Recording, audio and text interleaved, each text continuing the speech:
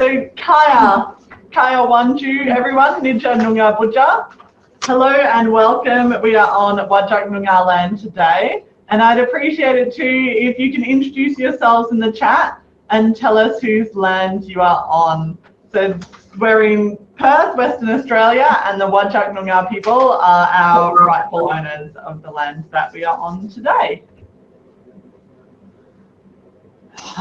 Good morning, everyone. My name is Saji Matthew, and I'm a lecturer at Curtin University. Our topic today is on using role play to increase students' Indigenous cultural capability. And I have my colleague here. Miriam, would you like to introduce yourself? So my name is Miriam, and I was working at Curtin when we started this project, but I'm now at Edith Cowan University. Thank you, Miriam, for introducing.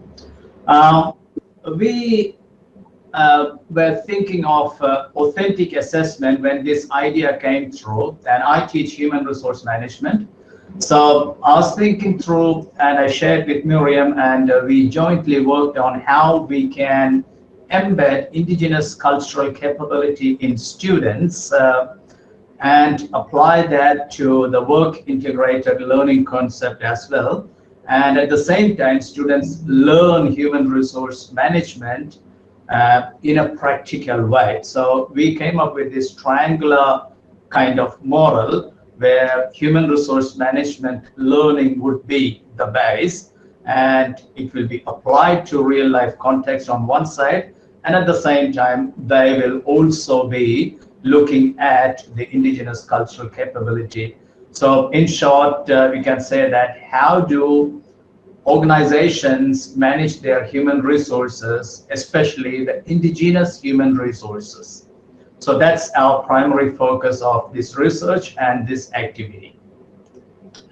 Now, as we know, and I hope that you agree with me, with us, I mean, that most of the Australian universities are now into embedding Indigenous cultural capability in the curriculum, and almost all universities actively looking into it and working through it. Of course, Curtin University and Edith Cowan University also is doing the same thing.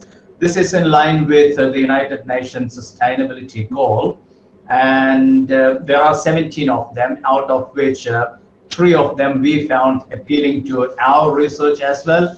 As I found is the Sustainability Goal number 4, which says quality education, and number 10 where it says, no, sorry. Yeah, number 16 where it says peace, justice, and strong institutions, and number 10 where it says, the number 16 where it says reduce inequalities. So these are the 3 goals that we have embedded in, and we work in line with achieving the UN and contributing to UN Sustainability Development Goals. Now, moving forward, based on this, we align it to our graduate capabilities. Miriam, do you want to talk about that? Yeah, so this is Curtin's graduate capabilities. So we expect all our students to be able to engage respectfully with local First Peoples. Whose university or whose course has something similar to this? If you can use the hand up button at the top of the screen or comment in the chat. I think this is a pretty common graduate capability across universities and around the world, but also, follow-up question, who actually thinks that their university or their course has succeeded in embedding cultural competency and embedding respectful practice with local First People across the entire degree? Yeah, I think it's definitely still a work in progress. So what the research says is, even though this is kind of our goal, what we mostly tend to do is we pick a unit, normally a first year unit, and we make it compulsory, and yeah, that's it. So Andrew is saying as well, mainly first year units. That's really common across universities at the moment, and we're relying very heavily on our Indigenous staff to pick up that workload, the teaching workload, and also the emotional workload of teaching that content. And that's because even though most of us feel quite positively about Indigenous content, and we've all done cultural awareness training through our universities, we still feel uncomfortable with being the ones actually teaching it.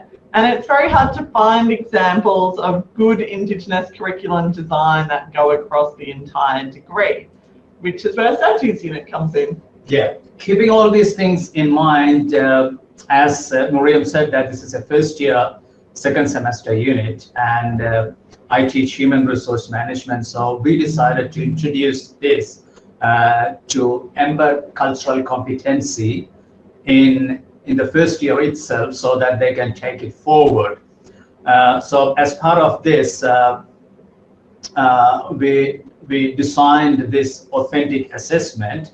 Now, just a word about human resource management unit at Curtin University.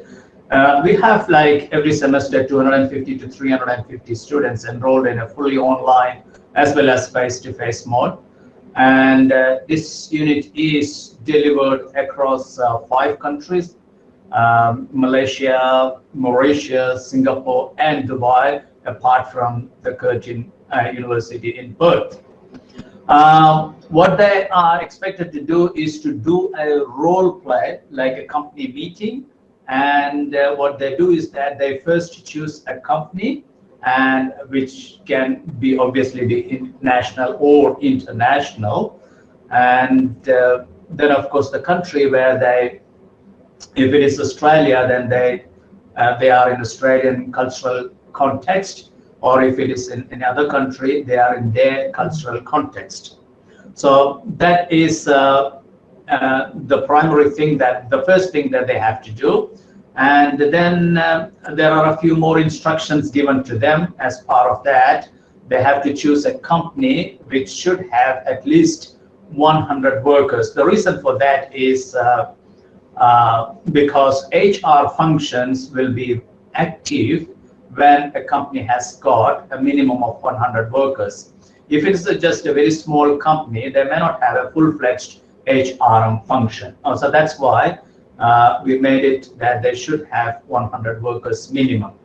Now the team is constituted in class, and it will have ideally 4 to 5 members in a team, and they have to do a role play, as I said, of 20 minutes plus a 10 minutes of question answer or feedback session, exactly like the one that we are having now here.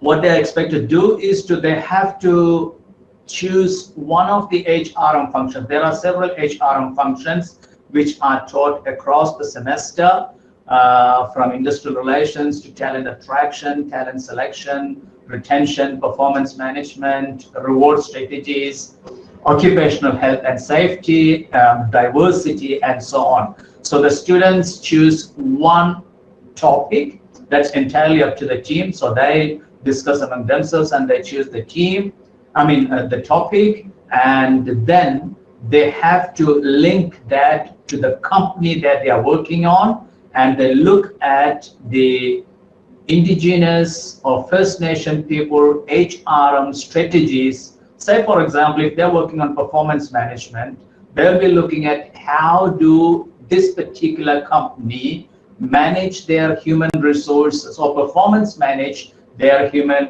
Indigenous human resource particularly. So do they have any policies or practices, or do they have a particular strategy to incorporate Indigenous culture as well as the needs of the Indigenous people, so that the HRM function could be made First Nation friendly as well as effective for the organization. So one of the important instructions that I underline is that you must have throughout your role play an empathetic approach to the local First Nation people. So that's there are a few instructions, and finally, as a conclusion, they will have to come up with an action plan. So I have divided the team into, not me dividing, but the instruction says that you must have one HR manager who will be leading the team meeting. Then you'll have one company representative, you'll have one employee representative, and you will also have one person representing the union.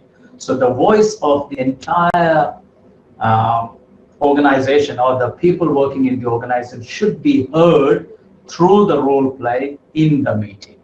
That's what the instructions, general instructions are.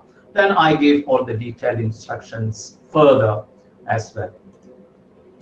So we chose role play because there's lots of research that shows it allows students to practice cultural and job experiences in a safe environment, and that it really does increase their ethical awareness and their confidence. Yeah.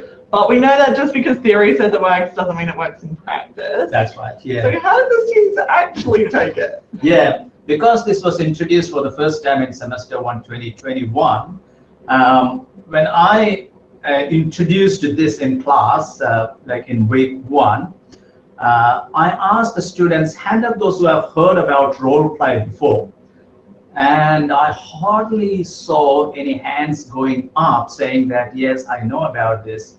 And it was like a complete silence in class. Students did not have any clue of what a role play is. And I think more importantly, they were trying to, in their mind, connect between role play and the unit, like as you can see in a couple of quotes I have provided here, that that is like I asked them to write down how they feel after giving all the details about the role play, what they're expected to do, running through the instructions and so on. I just asked them to take a piece of paper and write down, what do you feel or how do you feel about the role play? Whatever you feel. It was just like an open question to them. So the students started writing, and a couple of quotes in here. As you can see, like they were trying to connect between HRM and the role play, like asking, how is it going to help me or how is it going to benefit me if I do this assignment? And there was another response which said that I feel very uncomfortable doing this assessment because I do not know anything about Indigenous culture or the background. So it would have been good if we had some kind of interaction with at least one person from that cultural background so that we get better idea about that and so on. So there were some of the apprehensions. I had so many apprehensions, but because of the lack of time, I just took 2 of those.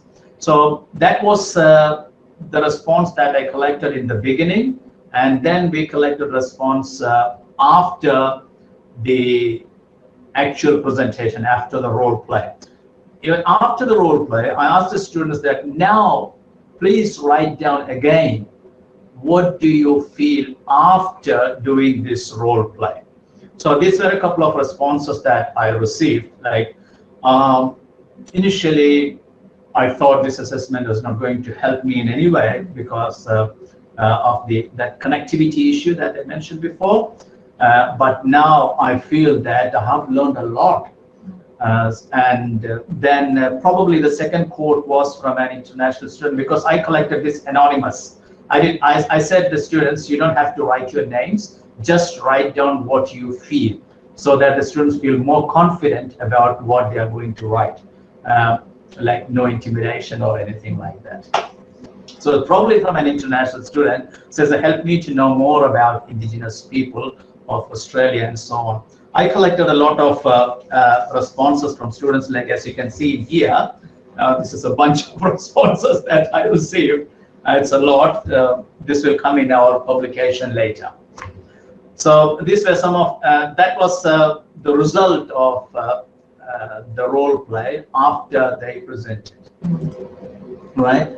So then reflecting on the responses that we received from the students and reflecting on the role play that we watched students performing, we are thinking through, and we are just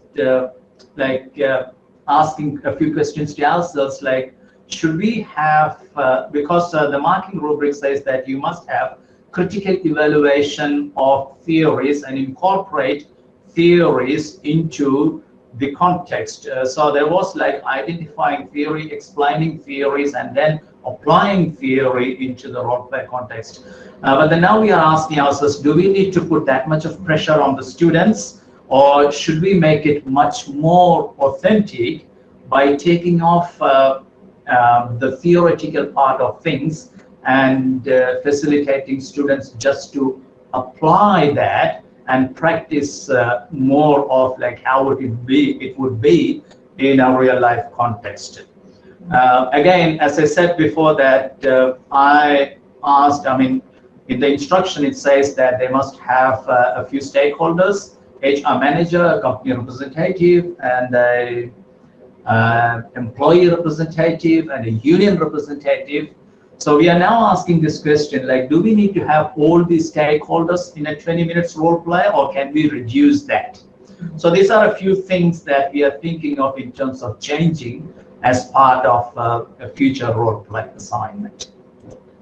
The other thing we're going to do is a research evaluation. So particularly following Tuamala et al.'s methods, which is a really nice paper where they did a thematic analysis of metacognition and intersectionality. And what they found is most students were pretty good at things like not using unsupported cultural statements, but they weren't so good at things like identifying privilege and power relationships, which in a business is quite important. There's a lot of power relationships. Yeah. And certainly when I observed the class, I was really impressed with how much they committed to their role plays. Like, they did really well. But some of the groups were more critical of the company, and other groups were a bit self-congratulatory if they thought the company was doing well. That's right. So I think there'll be a lot of really interesting information that comes out of the research analysis and where students are by the end. Yeah, as you have observed, Miriam, that the students, they really did quite a good job. Yeah. I think it's because they were working on throughout the semester, right from the beginning, little by little, and it all get accumulated. So they got plenty of time to practice and prepare. Yeah. So that's probably one thing that contributes to the effectiveness of role play. Definitely. Yeah. Now, a couple of things that I really liked about this assignment. First of all, we have so many assignments that you can't really do in large units. This was a large unit on different campuses, worked internationally because students could choose their own topic. It does need to be across the entire semester, not just in terms of improving the quality, but also you need that time to get them to trust they can do a role play. And the other thing here, it's more authentic, and even though this particular one was on human resources, in the triangle it can be swapped out. It is transferable to other disciplines as well. You know, every discipline, there are going to be relationships with the traditional owners of the land, and that can be explored through role play. Yeah. So yeah, that's the conclusion of our presentation. We have our contact details in here, email address. If you have any questions, feel free to email us. Particularly if you're watching us on the video, feel free to get in touch and we can send you the slides. That's right, yeah. And thank you very much for watching, and it's question time now, I guess. Thanks so much for the presentation. That was really interesting. Sorry, I didn't introduce you as being from Curtin University at the start, but I'm a staff member from Curtin as well. So we do have a very similar kind of unit of, in the first year, very large unit for indigeneity and other kind of intercultural competence aspects. So it was really interesting to see this type of assessment. I'm going to ask one of my questions first and then invite anyone else to put questions either in the chat or to jump on their microphones.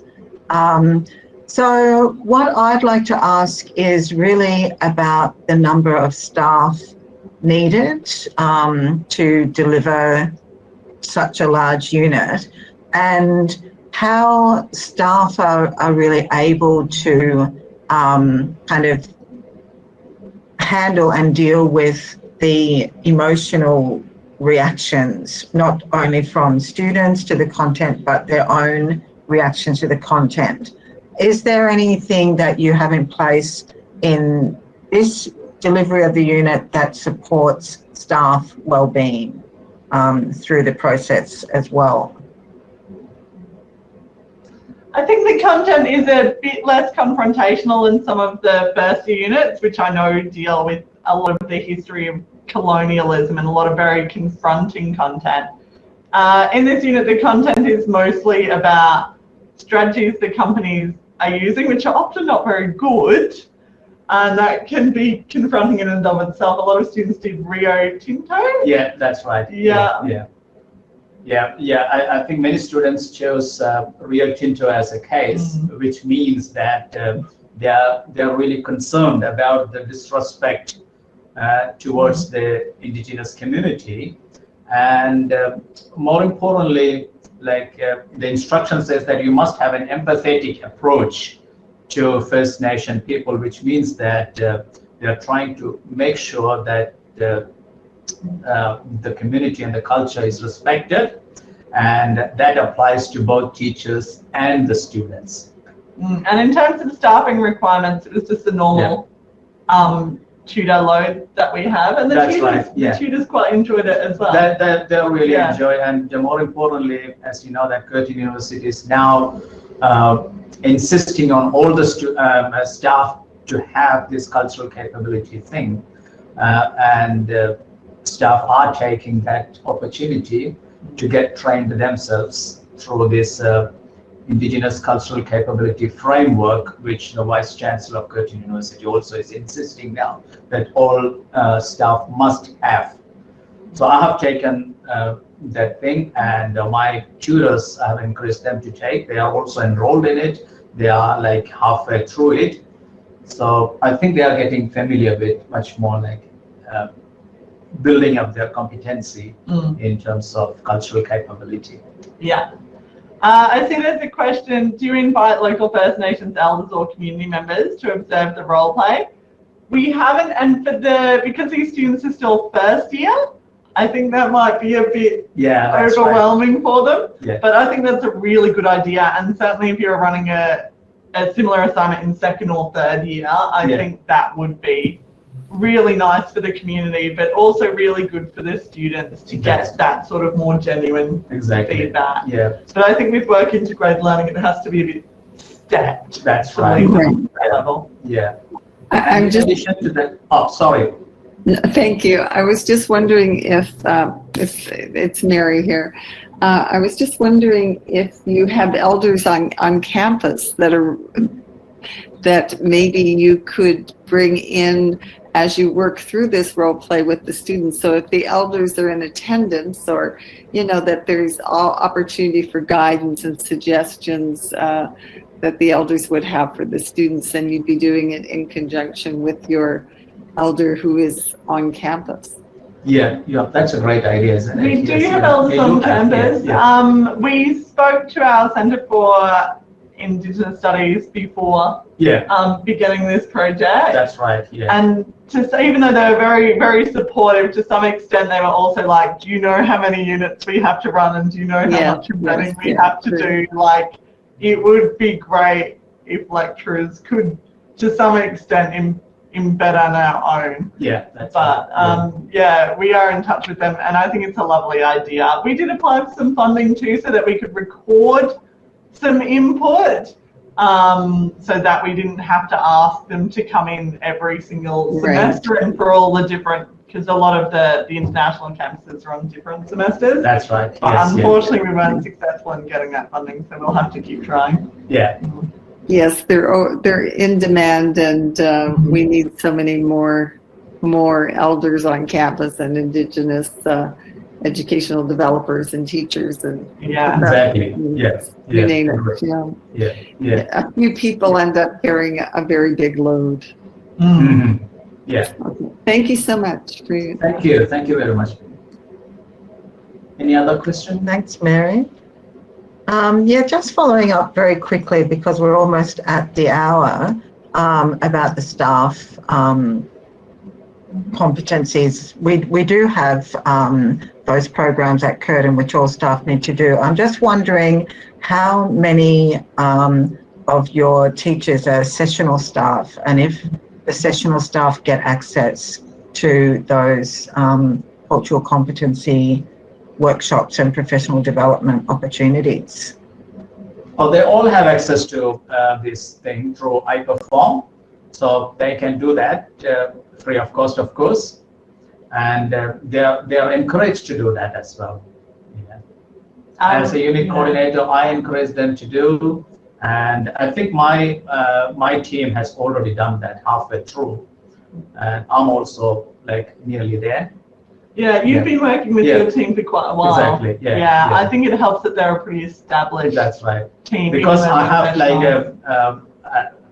a team that's continuing for several years now. So it's like not like changing team members every semester or anything. It's like continuing. So that gives me a bit of continuity, and they are familiar with what I'm doing. And I do hold regular sessions with them, like coffee chat and meetings and so on, to discuss all these things, especially to get the student input. Are there any concerns or anything that your students have raised, so that we could address it then and there itself? Yeah, that's fantastic. I think having that continuity of the teaching team is really valuable, particularly in a unit like this. And to achieve that is good. I mean, it's also a testament to, you know, the quality of the unit, and that people enjoy teaching it, and it's, you know, being successful. So with that note, it is now 10:40. That's half an hour for the session. So does anyone have any last questions? Because the next session, we do have a bit of a 10-minute break until the next session. So if there are any last questions, please feel free to put them in the chat. We did have your email addresses on the previous slide, and there is a recording of this as well. So if there's no last questions, thanks very much for the presentation. Very interesting, and a really interesting idea of the role play. I think I'll have to take that back to my unit and kind of see whether thank you very much. I'd love to talk more about it and hear from you, your experience. Yeah, thanks. It's an unusual type of assessment, but one that really, I think, lends itself well to this type of unit. Yeah. So thanks everyone. Thank you very much. for attending. Thank you, everyone. Thank you.